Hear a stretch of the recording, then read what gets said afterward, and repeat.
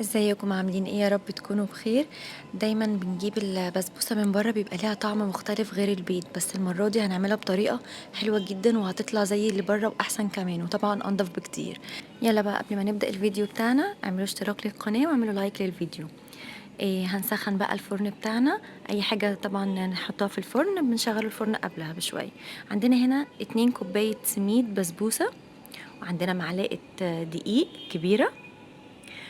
سميد البسبوسة ما بيبقاش داخله اي حاجة اي نكهات يعني. وحطينا هنا زودنا ربع معلقة بيكنج باودر. تمام، هنخلط المواد الجافة دي مع بعض. هنقلبهم بقى تقلبتين كده وهنسيبهم ونشوف هنعمل ايه. هنبتدي بقى نعمل الحاجة اللي هتغير في طعم البسبوسة وتخليها زي المحلات بره. هنعمل الكراميل. عندنا نص كوباية سكر.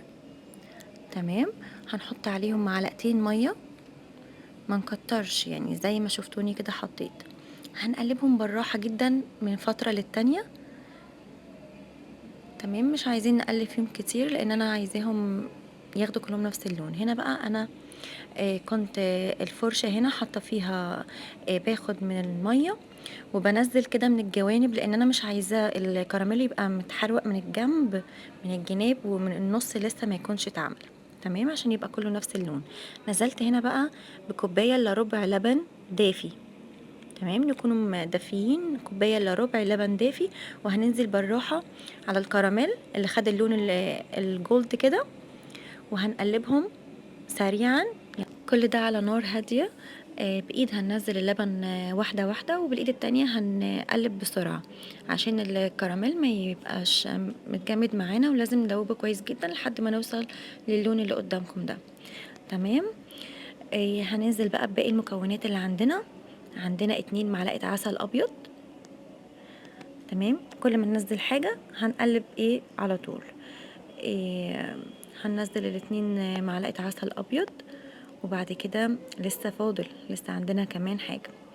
إيه بعد خلاص ما قلبناهم اهو. اخر حاجة عندنا هنحطها إيه الاتنين معلقة سمنة.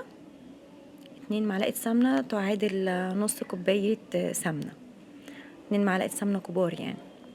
هنقلبهم برضو مع الخليط اللي عندنا. انا خلاص هنا كنت طفيت النار.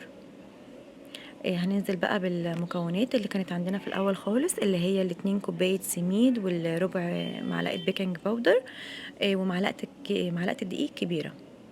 تمام، هنقلبهم برضو سريعا يتجانسوا مع بعض. انا مش عايزه اقلبهم كتير عشان انا عايزه البسبوسه تبقى مخرزه كده زي ما انتوا شايفينها دلوقتي.